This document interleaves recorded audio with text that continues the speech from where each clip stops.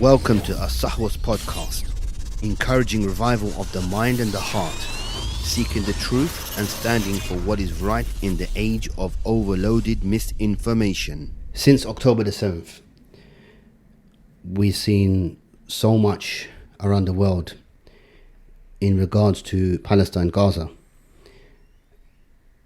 Governments have taken steps, governments haven't taken steps in support against Israel. We've seen numerous issues in the ICJ, countries taking Israel to court, countries in support of Israel. We've seen the ICJ with all its rulings and stuff. So really, the region is in chaos. Yet you still chose to go to Palestine and with some family members. What inspired you to go to Palestine? I think as Muslims, if we look across the Muslim world, there's lots of places that are having some sort of issues. It could be a war, it could be a civil war. So for example, Yemen, Sudan has recently been added to the list. Libya, Syria has been there for over a decade. And obviously Palestine or Palestine. And we know that it's been going through a lot of trouble for about 75 years.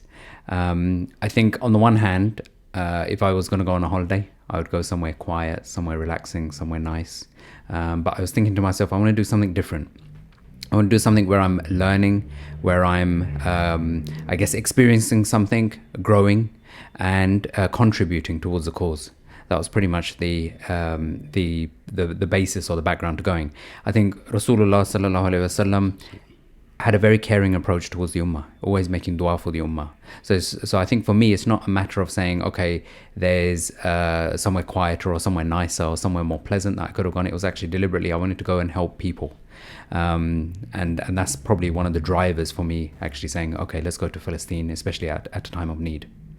And you went with family members? So I went with my family, and I think for myself, at my age, I wanted to learn and do something. It was the first time I was doing a trip like this.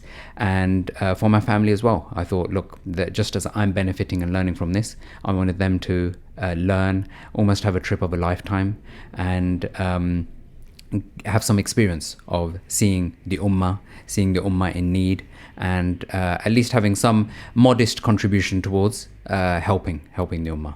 You didn't obviously go on your own, you went with other families as well. That's right, yeah. So I think just in terms of background to this, I was looking around for a while and investigating various charitable organizations who do international deployments. And there's several organizations that do that. However, typically their international deployments request that you raise sponsorship money, and that can be several thousands of pounds. I said, look, actually my proposition or my example needs to be a little bit different. I would like to actually contribute towards the expenses, so I don't mind paying for the travel or paying for the hotel expenses, but I want to work there, contribute and help out in some way, shape or form. That was the purpose of my visit. So I came across an organization that I could go with, and there was a group of us that went, and there was multiple families within that group. And alhamdulillah, it was beneficial both in terms of visiting the area and also in terms of charitable projects. Were they all from Britain? The families that's right, yeah. It's a UK-based organization. All of them were from Britain, and we all went in the same flight, and we went together. Omar, before we carry on, tell us a bit about your background. So my name is Omar Qureshi. I was born in the UK and raised in London, in fact.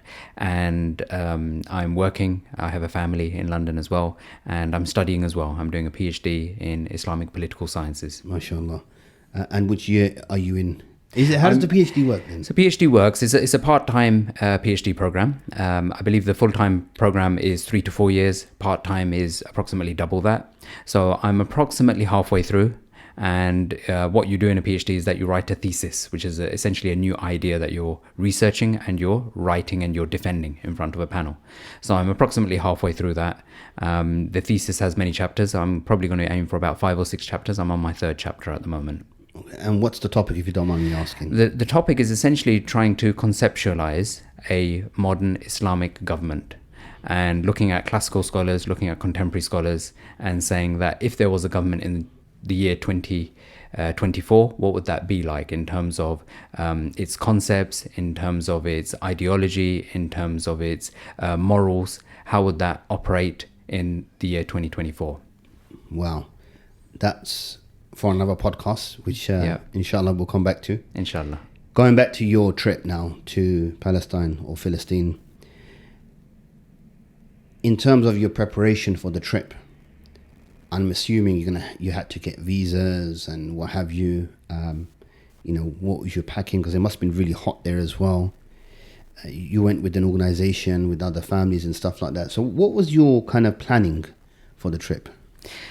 So planning for the trip, I think, as I said, long before actually choosing this group and choosing Palestine, I was researching different organizations that do international deployments, and they operate across the Muslim world. So some going into Morocco, frequently going towards Turkey and Syria and supporting the refugees there, and various other countries, especially towards the subcontinent as well.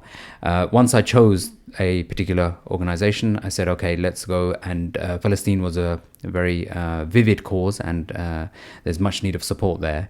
So then I started planning and preparing. I think in terms of preparing, there's probably two major things to do. One is obviously the mental preparation of saying, okay, we're going to a foreign place. It's a new place that we're going to. There could be an element of hostility. Speaking to people, asking them for advice as well, what can be done.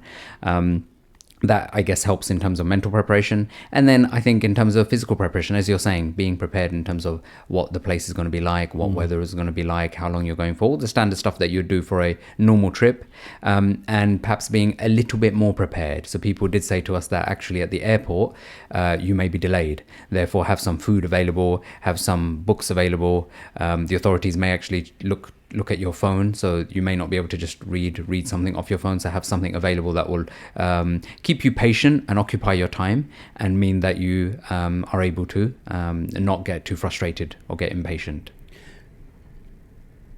When you got stopped at, I assume you went to Tel Aviv Airport? Tel Aviv Airport, yeah, International Airport, Ben Gurion International Airport. Now, I heard many horror stories from other brothers that have been there in the past, and a lot of them got interrogated, and like real interrogated, and a lot of them got sent back as well. I remember one brother, he said to me that when he went, he was visiting Jerusalem, Al-Quds, and he got to the airport, he took his books, he sat down, they told him, go and sit in that corner, and he said on purpose, they will take 1 hour, 2 hours, 3 hours, 4 hours, they'll come back, ask stupid questions, which they could have asked in the first place, then they'll go away. It's like they're kind of testing your patience. So he just sat down, got his drink, stuff, read through his books, and other brothers were screaming and shouting and angry at them. What was your encounter like with the Israeli authorities? So my encounter was perhaps a little bit similar, but not as long. So when we arrived, there's some machines that issue the visa, depending on the passport that you're holding. For most of my family, the visa was issued straight away by the machine, by the computer. Mine didn't. Mine wasn't issued, so we had to go and speak to one of the security people there. They then asked some trivial questions about my family, my background, about my parents, etc., and they issued the visa after a few minutes. However, they said for one other person in my family, they said, oh, even though the visa had been issued by the computer, they said we still need to speak to them. Okay. So we went to the waiting area. We sat down, and I think similar to what you're saying, being careful, being resourceful. We actually prayed there because it was time for Salah. We started eating there because we were feeling a little bit hungry, started just reading. And then fortunately for us, in the waiting area, a person came up and again asked trivial questions to do with my family's children's names, various other details. And after about 5 minutes, they said, you can leave. However, we could see that there were other families there in the waiting area, and we could see that they had been there for an hour or perhaps 2 hours. So it depends on perhaps either their trivial policy to work out who they should delay, what checking they should do. Perhaps it's just down to the mindset of the interrogator or the security force person to say, I wish to ask them more and more questions. Alhamdulillah, for us, we managed to get through relatively quickly. I think one other thing to bear in mind is, since the war started, we spoke to somebody there from the tourism office, and they said tourism has been down by about 90-95%. So therefore, presumably the airport is quieter. The people asking the questions may have more time, or may not be that as bothered, and therefore perhaps that impacted our experience. Right. And other members of your group that went with you, did they have similar issues? Did anyone get sent back? Did anyone get delayed even longer? Yeah, sure. I think we were probably towards the middle. Some of them went straight out. They had the machine or the computer stamped their visa, or issued them their visa, and they were able to leave the airport straight away. We were perhaps, as I explained, held back for about half an hour, 45 minutes. Other people were held back for an hour or two. Okay. And again, as you were saying, fairly trivial questions, not questions that the airport authorities would need to know in terms of, right, what is your background, what is your parents' name, what do you do in London, how do we know about this, can you prove this, are you a worker or a student, or something like that. So it felt slightly unnecessary, but unfortunately, obviously they're the authorities, you have to go through that in order to get into the country. So it's an unfortunate reality. Omar, tell me, what was the objectives of the trip? Now, let's break it down. Your personal objectives, which you kind of partially said already, but was there any particular personal objectives you had, and what was the objectives of the organization? I guess for me, there's probably two major objectives. One is, as you're saying, the personal ones, and for me it was a matter of perhaps experiencing a different part of the world, perhaps a slight challenge from my perspective, seeing the ummah in need as well, and really perhaps understanding that and appreciating that. There's actually an interesting Islamic model about learning that I came across relatively recently, which was that Allah tells us in the Quran to travel through the land and see different nations and see different experiences. So the fact that you're visiting and seeing things is one thing. Then Allah tells us to actually think about certain situations and think about the creation, think about different aspects. Then Allah raises the level and tells us to ponder and contemplate, tadabbur. And then Allah talks about understanding, ulul albab.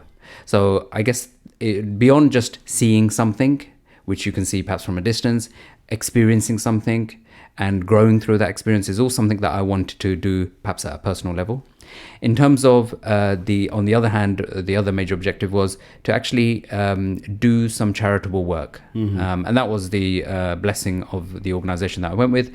They were doing similar things, various projects, and that was what I was able to support and experience as well. Right. The projects itself and the activities you guys got involved in. Well, firstly, can you give us an outline of what were the projects, and were you and the rest of the groups, were you able to participate in those activities?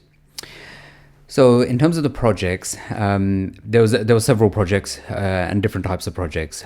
So for example, we visited a hospital in Palestine. The hospital obviously has sick people in there, perhaps some patients from Gaza, very deprived and poor patients who can't afford the treatment.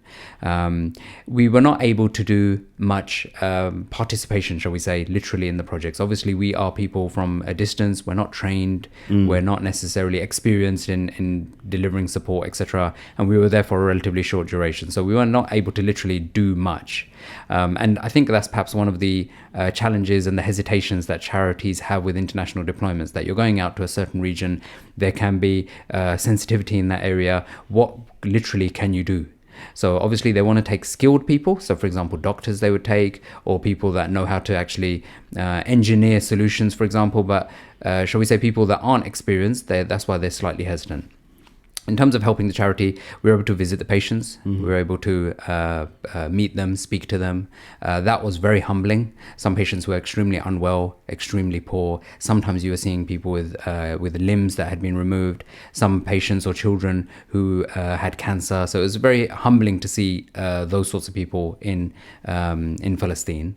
We were able to give them zakat, sadaqah, and support them. Those were the patients, and then on top of that, we were able to support the organization and support them with some funding towards supplies that they needed.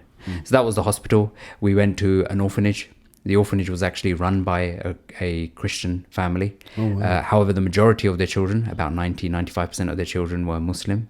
So we visited the orphanage. We visited a old people's home, and we visited a palliative care center. We visited a few masjids that were being constructed and in need of support. We visited various other small community initiatives. So it could be, for example, a small organization that has wheelchairs and it lends them to anybody that needs the wheelchairs. So various other relatively small organizations we visited as well. In terms of mapping the area, if it's possible, because you mentioned there were patients from Gaza. So obviously you didn't enter Gaza. So where exactly was you? So our hotel was in Jerusalem. Okay. And we visited various other major cities around Jerusalem or in the West Bank. So on the far side, you have the River Jordan. And next to the River Jordan, you have the city of Jericho. Jericho has a huge refugee camp. Okay. Now, the refugee camp isn't what we imagine perhaps in terms of tents and just a refugee camp that has just popped up. It perhaps has been there for decades. It's owned by the United Nations. The buildings there are built by United Nations, and no Palestinian can actually even buy property there. Wow. It's basically owned by the UN. You pay rent, and when you leave or you pass away, then it will go to somebody else. So in terms of the rights that the Palestinians have, obviously they're decreasing in terms of the ability to even own their own land. Wow. So that was Jericho. Besides that, we went to Bethlehem. Bethlehem is where Christians and Muslims say that Isa alayhi salam was born. Yep. And I think traveling through all these areas, learning about the different religions, both Judaism, Christianity, Islam, that was quite an eye-opener as well. We went to Hebron. Hebron is where Ibrahim alayhi salam is buried. In the famous masjid, or underneath the masjid, there's a cemetery. Is Ibrahim alayhi salam, Ishaq alayhi salam, I think Yaqub alayhi salam, wow, and Yusuf alayhi salam. So I believe it's 4 generations of the prophets, and the Jews there believe the same as well. So it's a very revered site. Right. It was quite a challenging place, a slightly hostile place, which I can sort of elaborate on later. Yeah, please. So that was Hebron, and besides that, mainly around Jerusalem. And Jerusalem itself obviously is a fascinating city. It's a very large city, but within that is a old walled city, right, which probably goes back many centuries, if not millennia. And then within that, obviously, you have the Masjid al-Aqsa compound, and that itself is a large compound, the equivalent to perhaps a large park, maybe 0.5 kilometer by 0.5 kilometer square. It's a rectangular shape, but roughly that's the size. And then within that, you've got so much history. Right. And speaking about Bethlehem and certain areas where there's Christian community, what did you see in terms of the way Christians and Muslims and Jews, how they were living in those kind of areas? So I think if I perhaps reflect on the different types of areas, I think the as soon as you get to a foreign country, you're looking around, you're observing, you're realizing, and you're reflecting. So I think when we left Tel Aviv airport, we went along the motorway, you went along flyovers, etc. It felt very developed, felt very clean, felt very secure, very Western. Very Western. I mean, if I was going to perhaps draw an analogy, perhaps a little bit, it felt like America. Right. In terms of the style and the standard of living, perhaps even the houses, perhaps even the buildings, etc. You get to Jerusalem, some of it is very dated and historical, so you can see it's slightly crammed, and the old city is even more smaller. There's roads, but those roads are almost like alleyways where you may have small golf cart type vehicles going down. You wouldn't be able to fit a car down those roads. And then if you travel even more east towards, for example, Hebron is actually in the south of Jerusalem, but you go even more east towards Jericho, then the standard falls and it becomes even more deprived. There's more and more poverty. There's less greenery. There's more sand. So the place or the standard of living changes dramatically, and it's even far more deprived. So you sense the inequality across the two areas of the country. That's one thing. I think when we were in Jerusalem, you see civilians, and by and large, civilians can be very friendly. They would say, where are you from? You'd say you're from London or from the UK. They'll say welcome. And they're very welcoming, very friendly.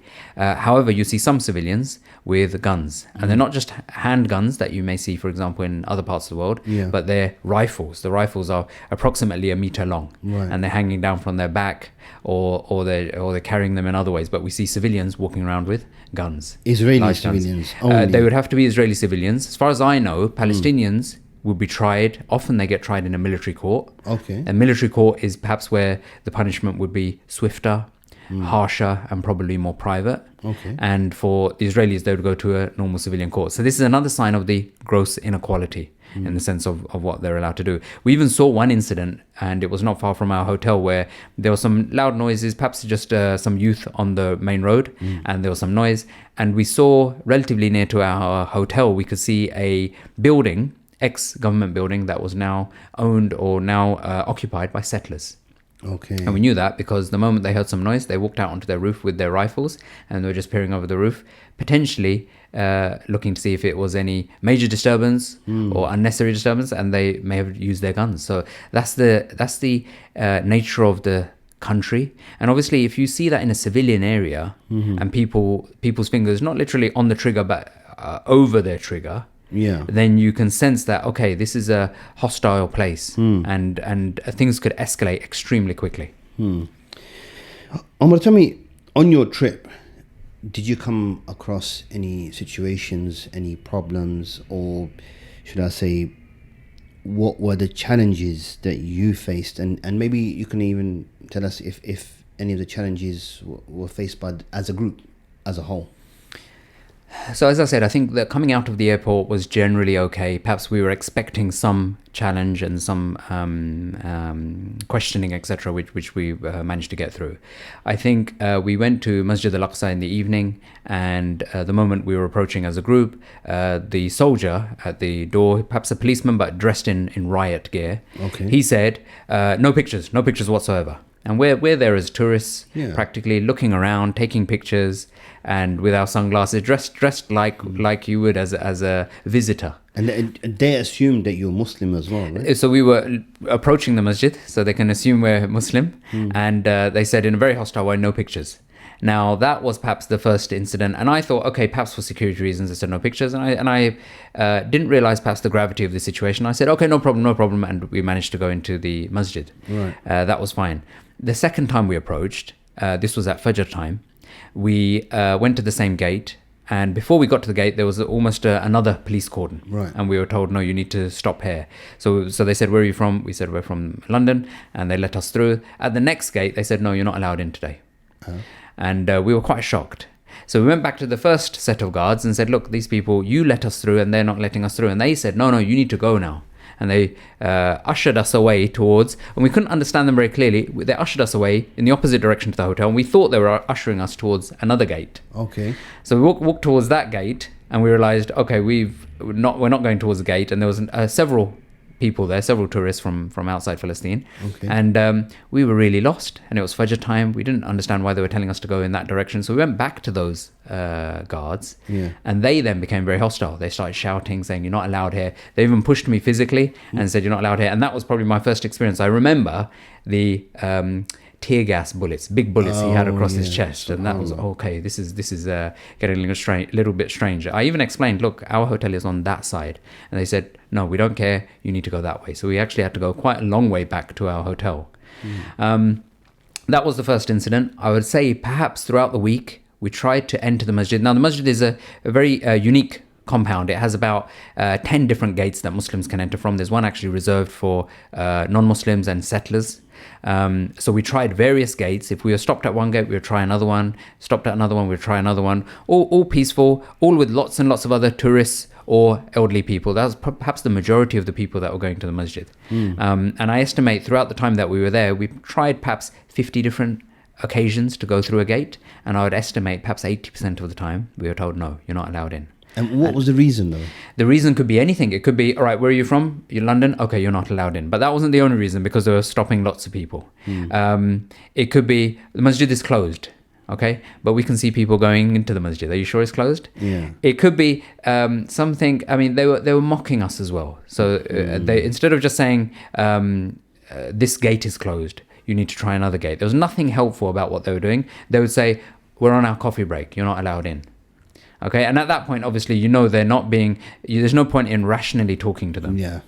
So we were quite baffled by this. Obviously, we put in a lot of effort to come there. We wanted to go to the masjid. The masjid is very special to us. We just wanted to pray. And I literally said to the guards many times, I just want to pray for 5 minutes. Just to test them, to say, look, I'm not going in for a meeting. I'm not going to hang around. Just pray for 5 minutes. But they would say no. Often they would say, no English. Yeah, so they're really putting the barriers up. Yeah. So it was very sad to see that. I even complained to the Ministry of Tourism to say, look, this is happening, and a very hostile experience. It's not just me as a British person, Americans, South Africans, other nationalities are feeling this as well. And perhaps not even just us as foreigners, Palestinians are feeling this as well. But unfortunately, I didn't get a response from them. I complained to the British consulate there as well. They responded within about 24 hours, which was quite impressive. However, they said, if it's an issue, you need to report this to the police. Go to your local police station and report this. I think they didn't realize that actually it's the police that I'm have an issue with and complaining about, and they're the ones that are causing the problems. So unfortunately, that didn't come to much either.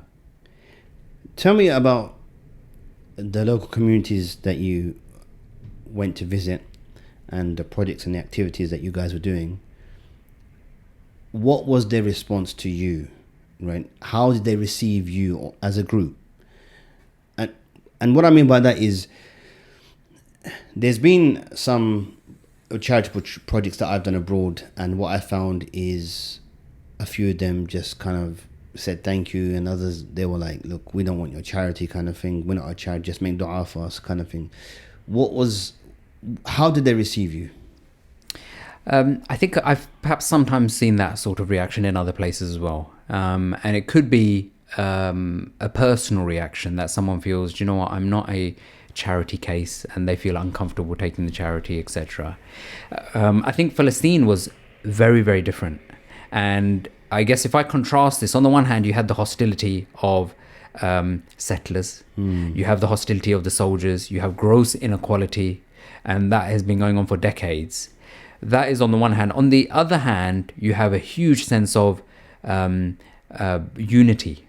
You have brotherliness, you have hospitality. So as I said, whenever we spoke to anybody and said, I'm from London, they would always say, welcome. Particularly in perhaps Jerusalem, but also in other areas as well, Jericho, for example. So extremely friendly people, I would say. The sense of inside the masjid, for example, people are always giving out sweets and food and dates. I would almost say that they were always smiling as well. So you'd look at them, you'd nod at them, they'd always say salam to you. Wow. And I'd perhaps say that more than any other masjid that I've been to. So for example, perhaps in the UK or perhaps in Saudi or other parts of the world, the friendliness that I felt was immense. I guess just going a step further. So for example, when we went to Bethlehem, we visited a masjid, we were supporting the masjid. I think they were very, very grateful. They were grateful the fact that we visited, because as they said, tourism is 95% down. Someone on the other side of the world is remembering them, and taking the effort to say, do you know what, I want to come and visit you and say salam to you and give you some support. That sense of solidarity is perhaps immense. They were very welcoming. I think I didn't have any instance of someone actually being unfriendly or pushing back on the support that we were offering. So really, your trip and the group's trip has had a profound impact on the local community there. I guess profound impact might be a little bit strong. I guess you can measure impact in several ways. So obviously a charity going and saying we're going to offer some support. I would say it is perhaps a humble impact, in the sense that we went with some funds, we went with some provisions and some gifts for them, and we gave it to them. I don't want to belittle the Palestinian cause. In terms of our contribution, it was extremely modest in terms of tangible impact. In terms of the intangible impact, perhaps I would say that the sense of, as I was saying, solidarity, realizing that we are one ummah, that people from the other parts of the world will come and say salam and say we are supporting you. That I think is an immense impact. And then I think beyond that, us having the ability to say, do you know what, we've experienced something in those parts of the world. We've seen problems that those people are going through, and the ability for us to speak up on their behalf. And as I was saying, Rasulullah sallallahu alaihi wasallam would always speak up for the people that were oppressed. So I think it's our duty as Muslims, and perhaps just as humanity, to say that, look, there's gross injustice happening, and we can see this with our own eyes now. It's not as though we are blind. In the information age, we can see plenty of video clips and news articles about this. Therefore, we need to be at least speaking up and raising awareness. Is it safe to say then, there's been a question about, has aid been reaching into Palestine? Some of them have been stuck at the various crossings. The settlers have looted and destroyed a lot of the aid as well. So is it safe to really say, in terms of the work that you guys done and the smaller organizations maybe, it is having an impact on the community there, and you are seeing some sort of success in those activities? I guess just again, perhaps to be careful and a little bit modest with the measure of impact, I would say, yeah, we've certainly seen challenges with aid, especially getting to Gaza. I would say perhaps the way the state is structured and the way in which they try to control everything going in and out. So for example, even us going into the masjid was controlled. The West Bank is 60% controlled by Israel. So they've actually got three areas. They classify them into H1, H2, H3. The first one is controlled by the Palestinian Authorities, and the security is controlled by Palestinian Authorities, and that's about 21%, maybe 20%, even less than that perhaps. Wow. The second one is administration is controlled by the Palestinians. Administration means, for example, the healthcare, the schools, the cleaning, etc. But the security is controlled by the Israelis. Okay, and then the last one is security and administration controlled by the Israelis, and that is 60% of the West Bank. I'm not talking about Israel, I'm talking about the West Bank. So you could argue, now, if someone controls security, you're controlling what's coming in and out. Precisely. You're controlling the borders, you're controlling the air, you're perhaps controlling the sea as well. You're basically controlling everything. You're left with relatively, I'd almost say, sometimes say, trivial administration inside. So you're in full control of provisions going in and out, transport. And we could feel this in the West Bank, that we wanted to go, for example, to Ramallah and we visit that city. However, we were told, you know what, the checking today and the checkpoints and entering the city is restricted heavily today. Wow. So even amongst the West Bank, you've got major cities like Jerusalem, you've got Bethlehem, you've got Hebron, you've got Ramallah, all relatively close by, but they are not connected via Palestinian Authority controlled land. So you'd have to go through various checkpoints, etc. So I think, unfortunately, the way the state is structured, the way it controls things, the way it actually attempts to reduce the power of the Palestinian people, and this notion of separation, isolating pockets of people and towns, etc. And then on top of that, building walls around them. That means that they are in dire need of support. The trade and the economic system is heavily impacted. Things are not moving around freely, and it's a tactic over the long term. So it's not a war in the West Bank, but it almost feels like a long-term tactic to control the movement of people and of money and goods. Generally, I understand, even for the authorities in the West Bank, their finances are dictated and directed by the Israeli authorities. So really and truly, if you don't have your own authority on your finances and on your security, then what do you have then? So we can clearly see it's like, as it has been described, a prison where you've got checkpoint after checkpoint. What you're doing is you're dividing the land, you're dividing community, you're dividing the people, and for whatever reason they could make your life difficult. Like you mentioned about trying to go into the masjid, and my man saying, I'm on a coffee break. I mean, what kind of ridiculous excuse is that? So we can see that what the government there, or the authority there, is causing more and more restriction and making it difficult for not just the Palestinians, but even those that are traveling to visit the Palestinians. I'm pretty sure it has had a effect on you from this trip, no doubt about it. Has your, not vision, but has your perspective changed in regards to Palestine on your trip? And at the same time, was a discussion amongst others that were on your trip about what they have seen on TV or on their phones and what they've seen in reality in one part of Palestine? We know the different issues of Gaza is totally different, but that your perspective, has it really hit you hard in terms of this is the reality that I'm seeing for myself in Palestine? I think for anybody from a distance, it's really easy to assess what's going on or see what's going on. Yeah, we live in the information age where we've got tons of videos coming into our phones every day, coming into our pockets. So on the one hand, we have some information. I think going and seeing something with your own eyes is very different in terms of experience. Obviously, you're there, you're surrounded by it, you're seeing it, you're experiencing it. I think that has a profound impact. So, for example, going into the masjid, realizing one gate is closed for you, trying another gate that's closed for you, a third gate is closed for you, the hostility, obviously the sense of the emotions that you're feeling. That, okay, I tried my hardest, I've come this far, etc., but someone is blocking me just for praying. It's not as though there's a riot that is going to happen inside. It's not as though there's overcrowding that's happening inside. It's not as though there's a security risk inside. So it's petty and trivial, the reason why you're being restricted. So it does have a profound impact. I think on the one hand, I guess my intention for going was to experience and to learn and to see things in a very different light. And alhamdulillah, I think that is what I saw. I think perhaps most people in the group really enjoyed the experience.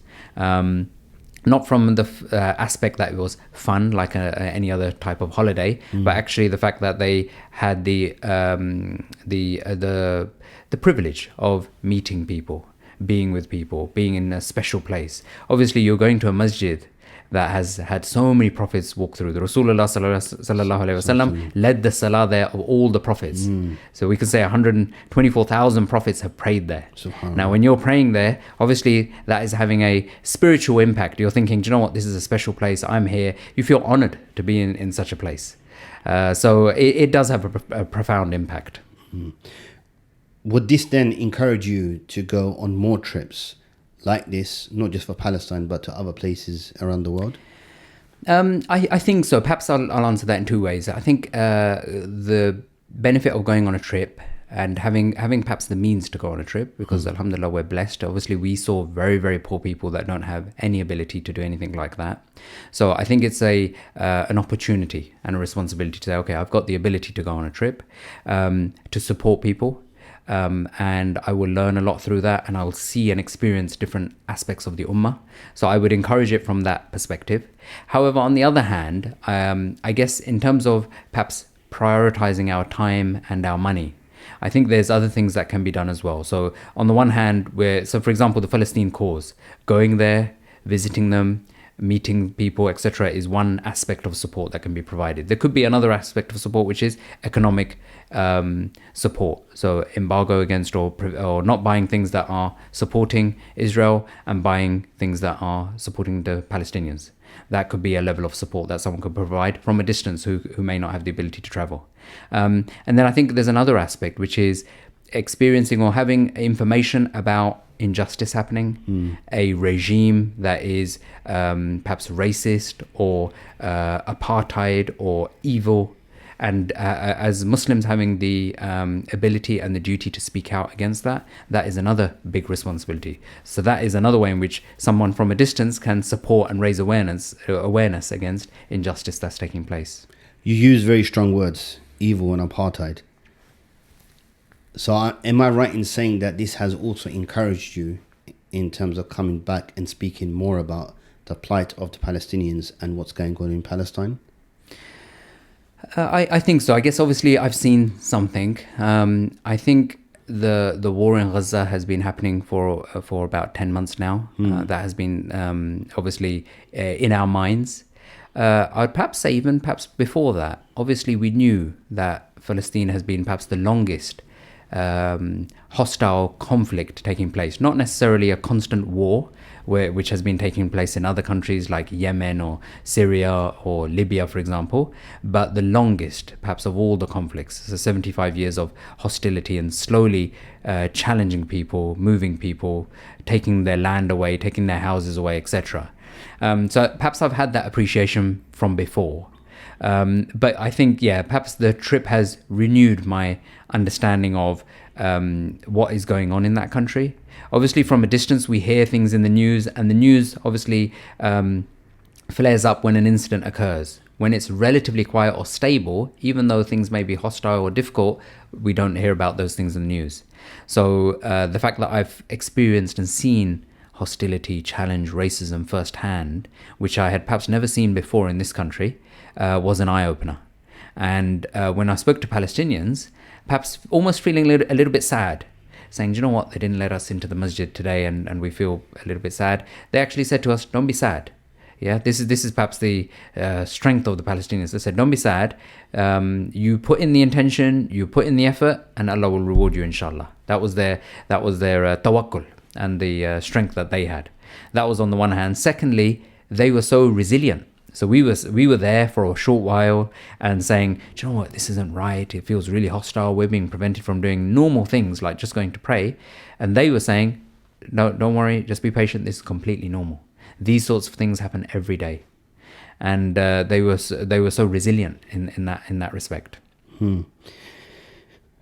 So would it be right to say then you would encourage others to go on trips to Palestine and maybe trips elsewhere, but specifically something like Palestine and the trip that you did in terms of with organizations and the work that you were involved in, the activities that you were involved in?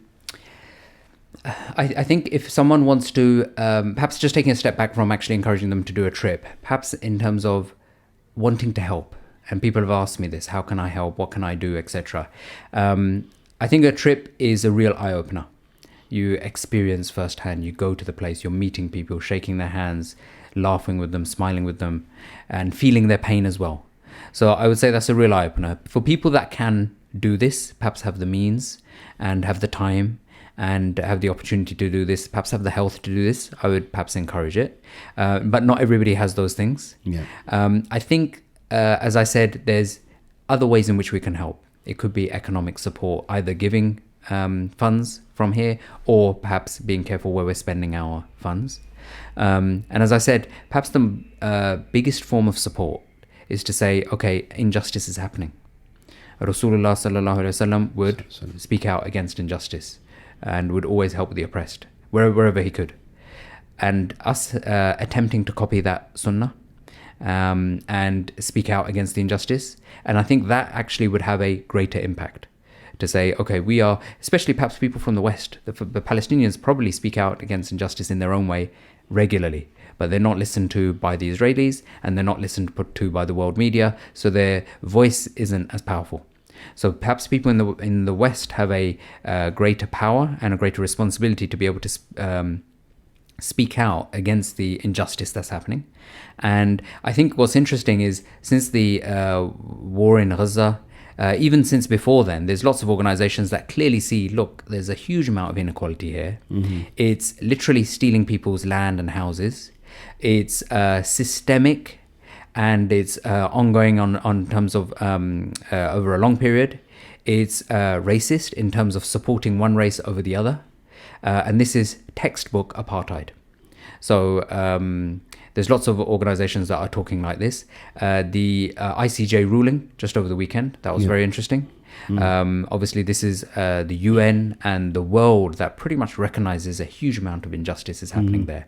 That settlements, there's over 100 settlements in the West Bank, which should be Palestinian land. These settlements are basically turning into villages, and the villages, after a few years, are recognized officially as, yep, this is a proper recognized village or a town. So the fact that the ICJ has said, look, this is illegal, that it should be stopped, it should be prevented immediately, is perhaps symbolically very good. I guess the reality is that Israel has the support of Western governments. As Joe Biden said, that support is ironclad. And until that changes, then Israel does as it chooses.